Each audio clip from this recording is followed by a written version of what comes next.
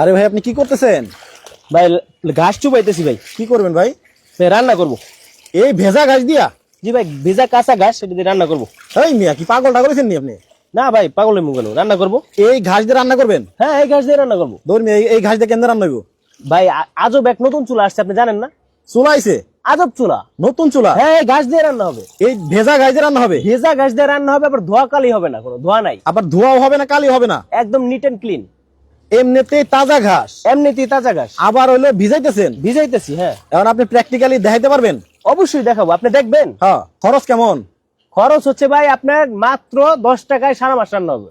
মাত্র 10 টাকায় সারা মাস? 10 টাকায় সারা মাস রান্না হবে, আবার ভিজা ঘাস দেয়া। এমনও চুলা আছে? এমনও চুলা আছে ভাই।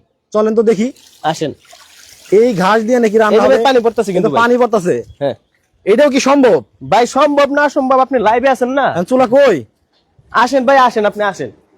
এই ঢুকে গেলাম। আচ্ছা, এই ঘাস দিয়ে রান্না করবেন? এই যে ভাই, এই চুলায়? এই চুলা ভাই, এই যে ঘাস দিয়ে দিলাম, এই যে তাজা ঘাস। ওরে এই যে ভাই, ঘাস দিয়ে চমৎকার, দিলাম।